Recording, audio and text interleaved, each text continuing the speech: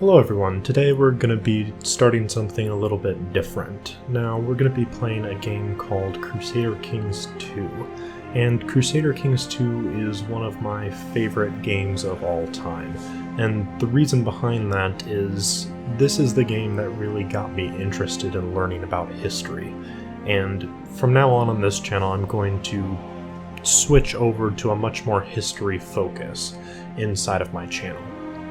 And the reason behind that is this is really what I enjoy doing, and I want to offer this series here as a bit of a primer before I move into more history-focused videos.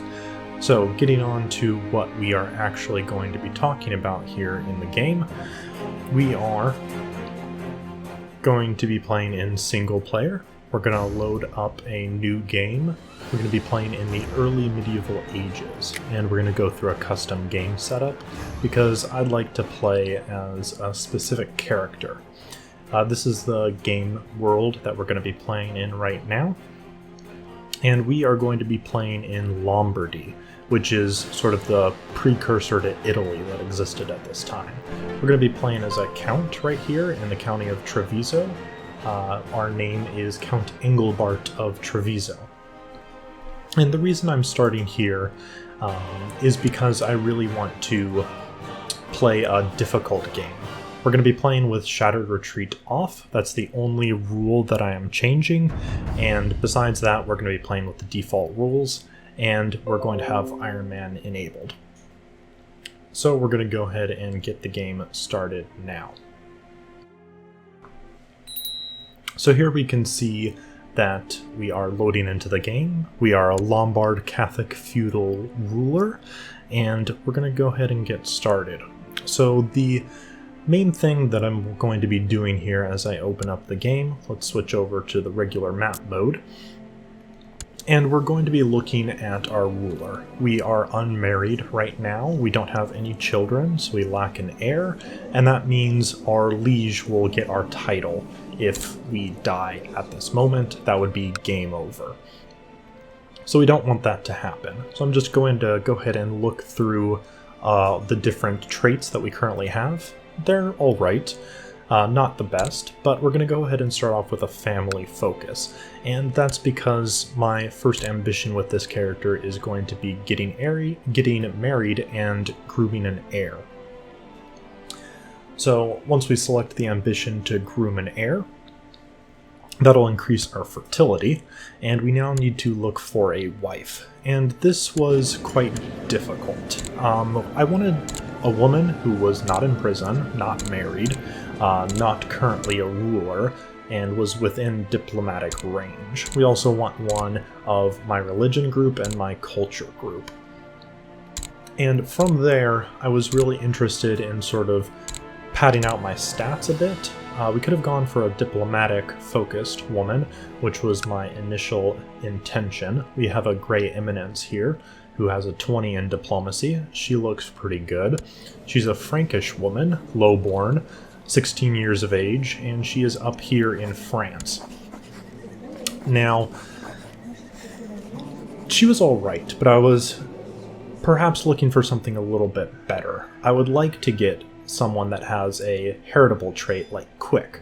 Now, this woman is Midas touched, and she is quick. We can see that she is another low-born woman, but I really wanted to get that genetic trait in there.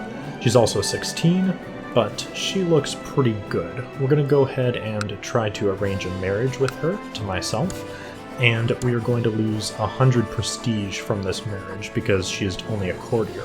But that is all right. I decided to look a little bit more, and now we're going to actually perform the marriage. But I was very indecisive at this point, trying to decide, but we are eventually going to go with that quick woman down there. And this is really a very important part of the game, is trying to find who is going to be the woman that you marry in the very beginning. I was looking through the possibilities of perhaps marrying a relative of the king. However, all of his daughters that were unmarried had very terrible stats, and while it would be nice to marry into the royal family, it's not worth the stat penalty in my assumption. So as we can see, they're all just not very good. I also looked around for the King of Bavaria, which is nearby to us, to see if perhaps he had any eligible women. I also looked in the neighboring counties to mine to see if they had any women, but because we are so early in the game, none of them have any children yet, so that really wasn't an option. Going back, I am eventually going to settle on Breda here, and we will take a look at her a little bit more closely. We can see that she's very nearby, and we will go ahead and marry her.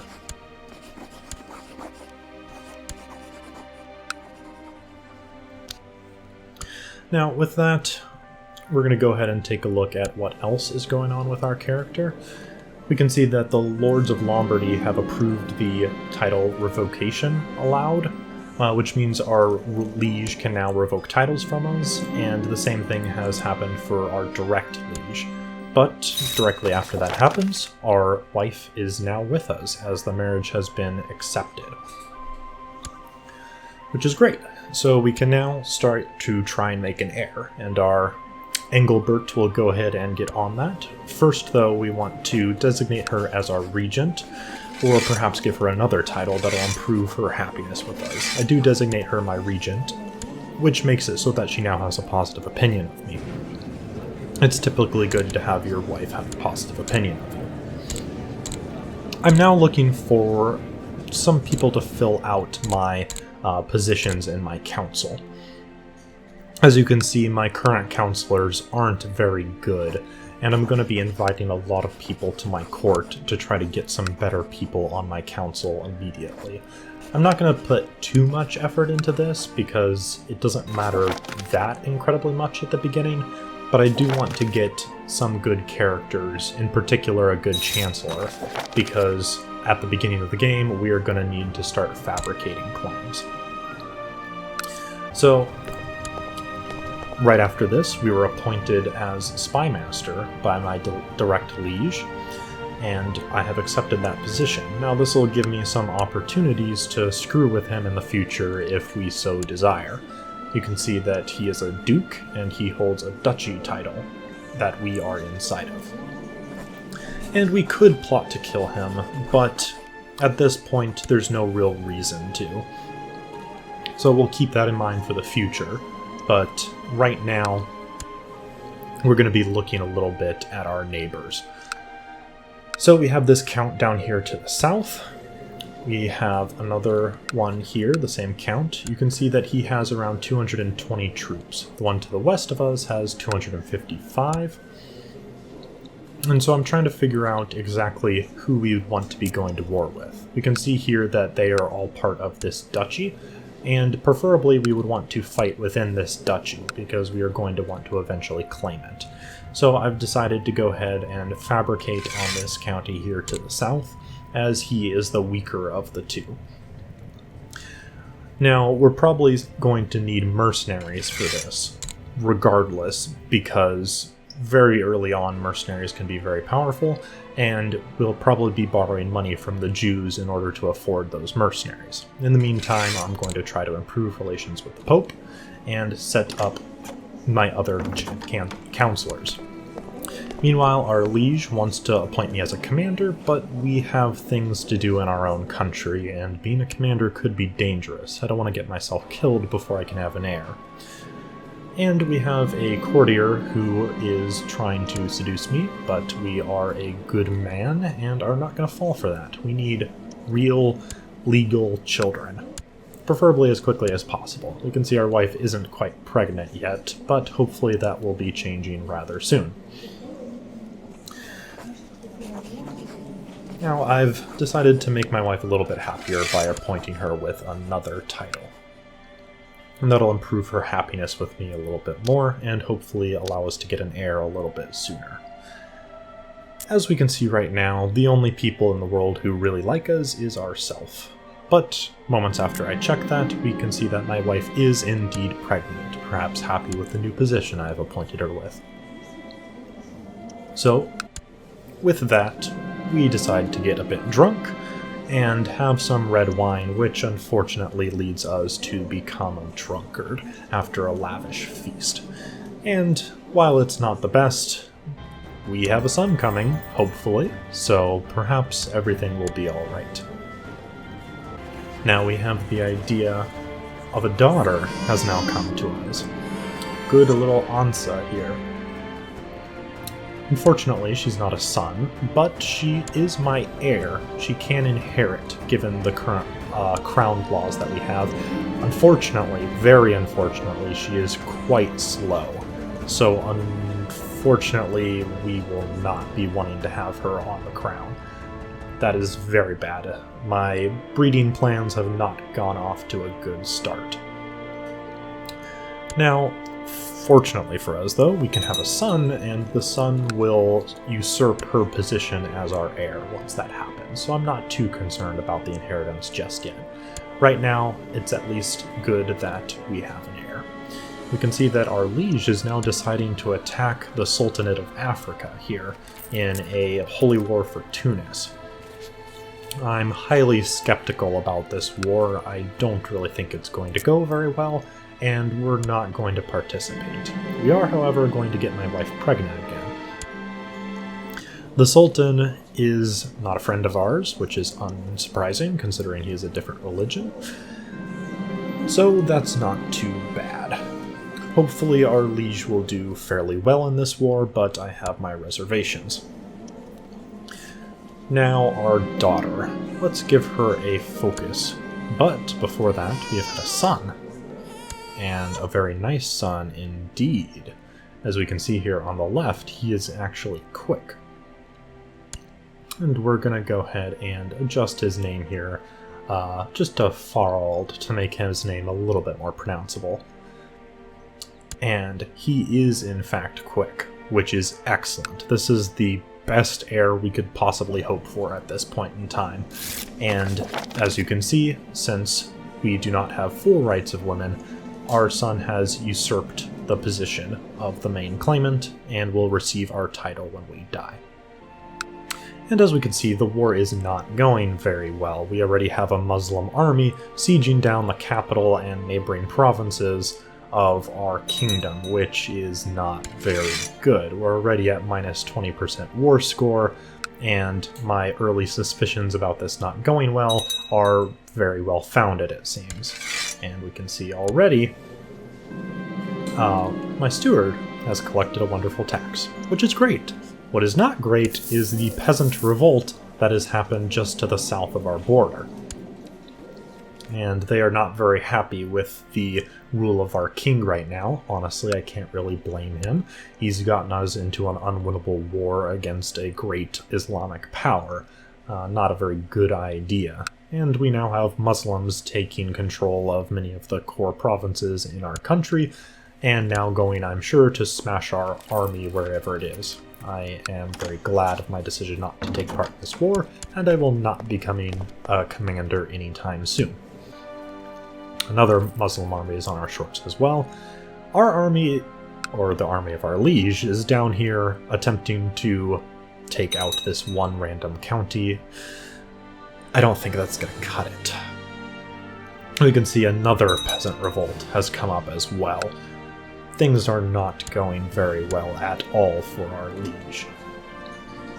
This is not good news, but fortunately at least it's not directly our problem. That revolt down to the south, though, is getting a bit dangerous. It is now besieging our land.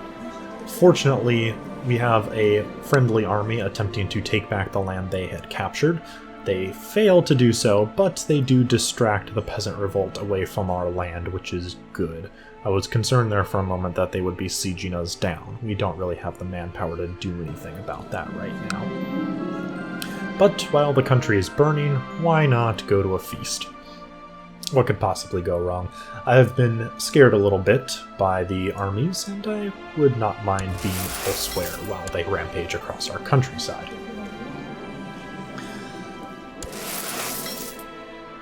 We can see here that that small army is not going to be enough to overthrow those peasants, and once again the Muslims are sieging down more territory.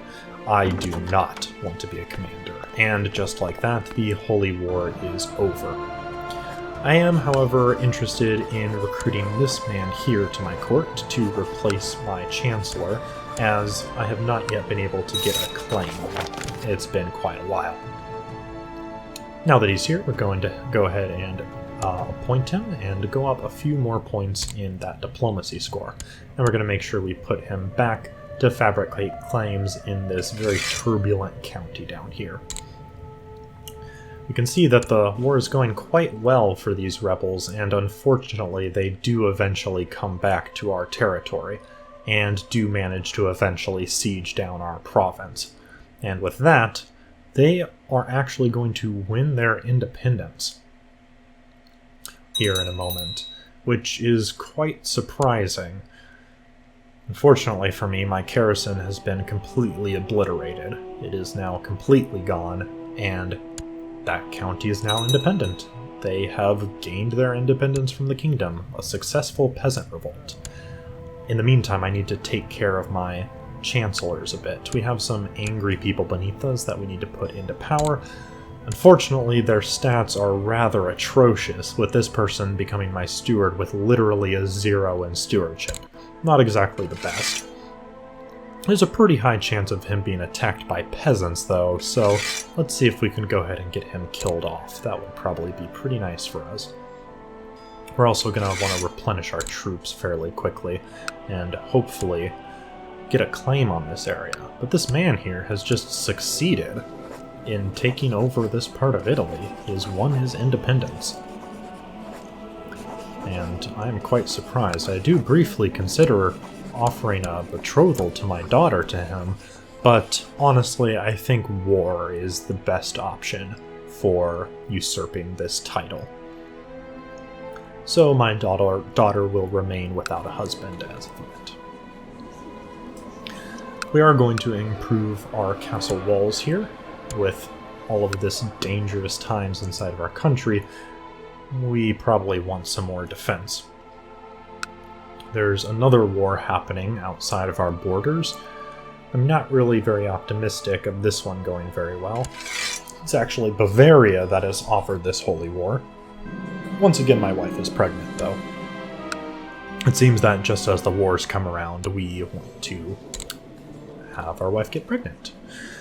My daughter, my slow daughter, unfortunately I think the church is the only thing that could save her poor mind, so we are going to send her off to the church. My son, however, I think we are going to make him thrifty. We want to make him good with money. Our wife can educate him, and hopefully, since she is Midas touched, she can pass down that training to our son, and perhaps get a very stewardful son to eventually take over. So we're just going to make sure that we assign my wife to be his educator, and we will see how this goes. He has the best possible opportunity, so hopefully he goes fairly well. We once again have another daughter, Gambara, and now we have 2 daughters and a son. Frankly, this is fairly good. Currently, we have Gabalkine succession, so if we do have more sons, we will need to be concerned about inheritance. We have a very young wife, so it is fairly probable, as you see here, we are already pregnant again, and also consumption is raging through our territory. That probably won't be too much of a big deal. Hopefully, though, things will go alright. We probably will eventually begin having more sons, but I think we will be able to live long enough to change their succession laws. We have some court chaplain troubles here, but I really don't want to make my vassals any more angry, so I believe I will just say it's understandable. And here we have Engelbart, our newest son. His name is Engelbart Engelbarti, just like myself. And so, the probability of succession problems has thus been introduced into our kingdom. However, we currently only have 1 title, so it's not currently a problem. However, I do have ambitions to expand, and so we will need to keep an eye on the succession laws. My wife, once again, is pregnant only a few months later, and gives birth to a daughter this time. We have so many children that I would like to get out of my house now and go again to do some carousing with a gathering of friends. I think this will be a nice getaway for myself. And we will go ahead and get that carousing starting. Once again, we have so many different wars happening right now that I don't mind getting out of my keep to go somewhere else.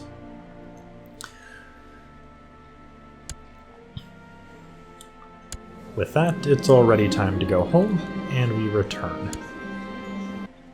We do have a man down here in this independent territory trying to get a claim on my land, however I'm not very worried about that, so I'll go ahead and ignore him.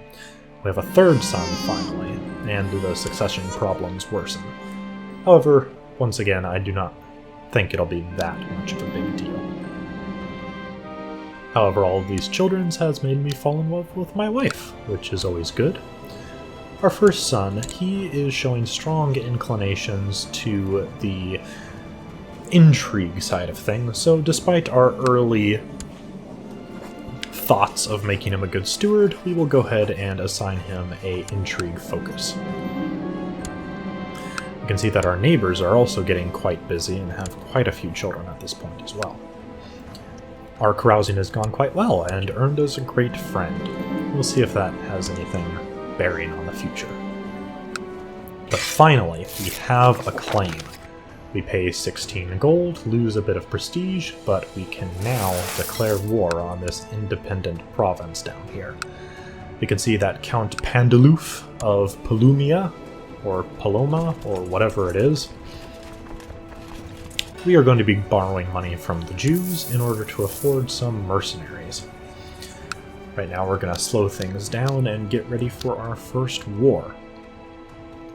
Looking through, I want to get a fairly large amount of mercenaries. He has a little bit over 1,000 troops, so I'd like to get quite enough to fairly easily stomp him. I get a little bit overzealous here and raise my own levies before I declare war. Hopefully that doesn't give him any hint of what is coming. I'll go ahead and lower those levies again. Luckily we can declare war with mercenaries hired, and we will try to conquer Padua now. It is time, and we finally pull the trigger, declaring war. Now, these mercenaries here are quite unorganized, and we are going to have to begin this war by sitting on our hands for a little while. We'll get everything organized with this nice, strong commander of 21 put in the middle, because the middle is the most important of the positions. And it is time to allow the months to tick on and on. Now it has finally been long enough that we have enough strength where I am deciding to make the attack. We are going to be at a little bit of a disadvantage for the terrain penalty here, but we have over twice the troops, so it should go quite well. Luckily for us, the battle does go extremely in our favor. With that, we're already up to 26% war score. And things are going quite well. That army has been reduced pretty drastically in size. There's another army over here that is also trying to fight to take over this land, so that's a little bit of a concern, but he doesn't have many troops at all. We'll go ahead and cross the river to knock him down a few more pegs in this fleeing army. And once that has been crushed, it's back across the river again. I decide I don't want to take the river crossing penalty, so we're going to go up here to Verona first, and then circle around back to Padua in order to crush this army. With that done, it is about time we sat on this province here and siege down the castle. We're going to go ahead and let that tick forward. Our enemy, with his over 700 troops, is already heading up to siege down our province. However, we have a substantial head start, so we'll be able to destroy our province first. Things are becoming a bit stressful, but I believe we are going to become zealous instead of stressed. We managed to destroy this castle, and we will go and relieve our own province so that we don't get sieged out. We are going to be at a substantial disadvantage for terrain penalties, which is good to know that our province here is well defended, but considering we have over twice the number of troops that they do, I am not very concerned. With that, we can head back down and finish out the sieges. That small stack no longer poses any threat. We are able to stomp them once more because they retreated the same way we advanced, and now we are going to go ahead and siege through these territories. Once we let that go through, we can then just rampage down through the rest, and just like that, the war is over. And we can enforce our demands. Now we have successfully gained this new title. And now the former ruler is a vassal of ours, because he did control one of the territories there. I make a mistake here and lower down all of my levies and get rid of my mercenaries. I didn't realize that we have actually inherited the war with that other county over there. But right now I'm just reveling in the fact that I have gained a new county title for myself. As we can see, the succession is now a major problem, as if we were to die right now, this war would have been completely pointless, as our kingdom would be split up. I am now just realizing that we have inherited this old war, and we're going to need to raise our own troops again. It's not looking so great, but luckily with the additional troops from Padua, I believe we should be alright. Luckily for me, we had stomped out of that army a couple times with our large death stack, so it's not posing much of a threat anymore.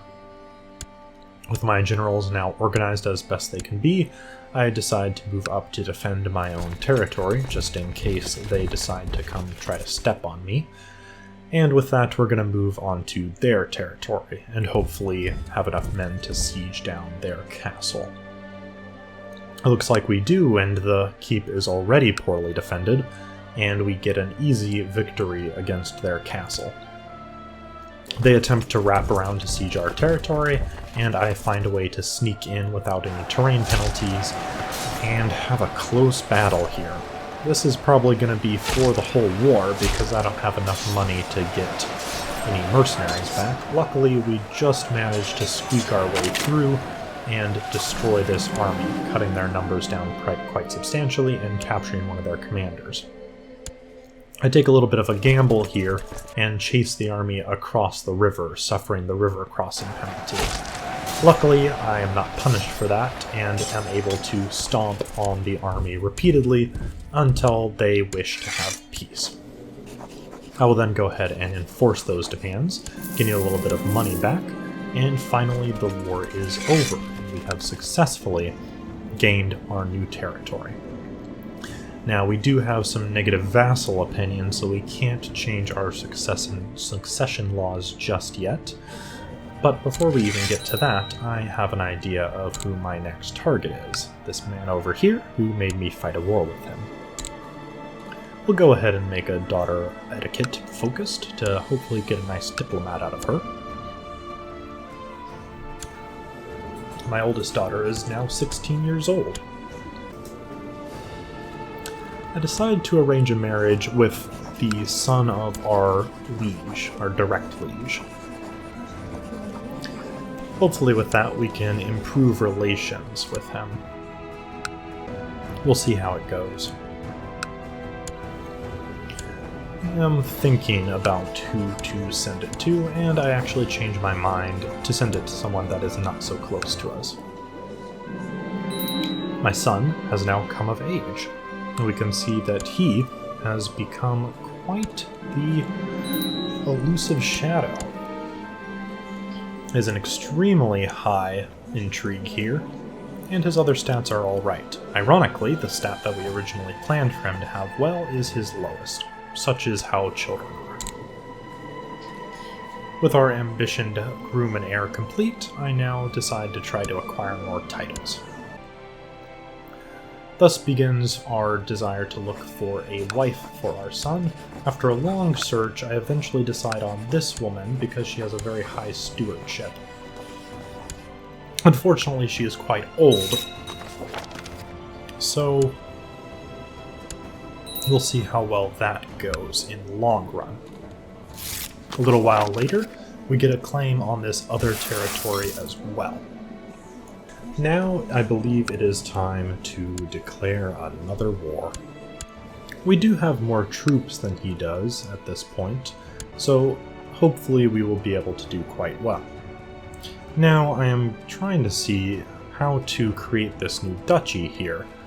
Unfortunately, I have just realized that this duchy already exists, and it is actually the main title of our neighbor, who holds no territory in this duchy, which is quite unfortunate. However, this does mean that we know who our new target is.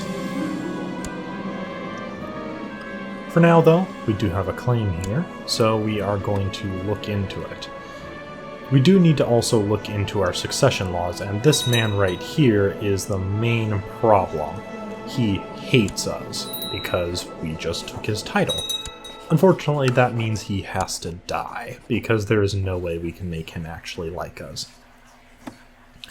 We're going to go ahead and invite everyone to this plot, and luckily, within no time at all, we get an assassination attempt. It goes quite well, and no one finds out that we were the ones who did it. With that, we can see that there is now the ability to change our laws. We're going to become an elective monarchy. We can't do primogeniture yet because we don't have the tech for it, so we're going to have to do succession, or rather election. We're going to go ahead and nominate our eldest son, and he will now inherit all of our titles as everyone decides to vote for him. This is a bit of a gamble, but luckily for us, right now it's not a problem, and it gets rid of our earlier problem with having our kingdom break up. Now it is time to go ahead and declare war, and we have waited long enough that our army is now substantially larger than our enemies. We're going to go ahead and group up together. Unfortunately, it looks like around 16 troops are dallying behind the rest, and our enemy manages to sneak in and kill them before we can merge up, which is quite unfortunate. I did not expect that. We don't really have a lot of commanders either, which is also a bit of a problem. But we're going to go ahead and send it in regardless. We do have the numbers advantage. There is a terrain disadvantage, but hopefully it will go alright. It is quite a close battle, and at this point I'm very concerned that we're going to lose the battle, so I decide to hire some more mercenaries with the money that we have. With those, I'll immediately go send them to his capital. We get a bit lucky and are actually winning this battle down here, and I get a little bit overzealous and send them across the river to chase down the morally depleted enemy.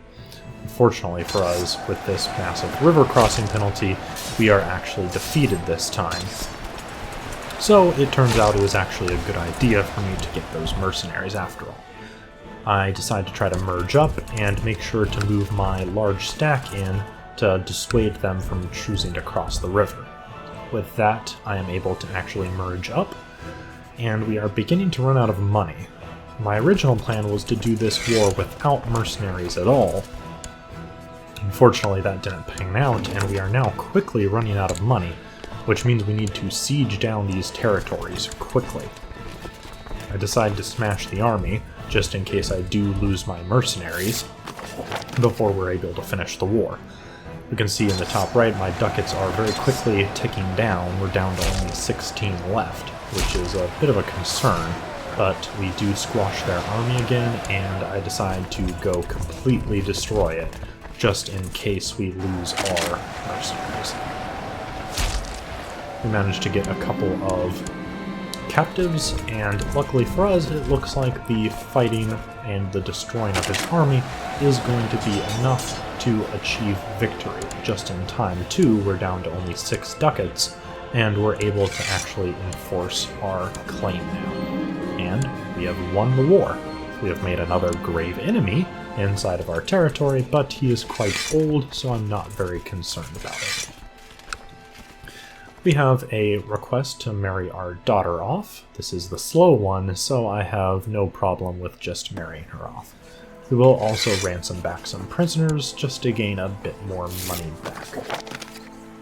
With that, things are going quite well, and we have just entered the start of the Viking Age. So I believe that is going to be where we leave off here, and we will come back next time. I hope you all are enjoying this style of video. I decided to do a little bit of an edited style here, so I'm not showing every single thing that's happening in the playthrough, because Crusader Kings can become a bit of a tedious thing to watch if you're playing through every single moment.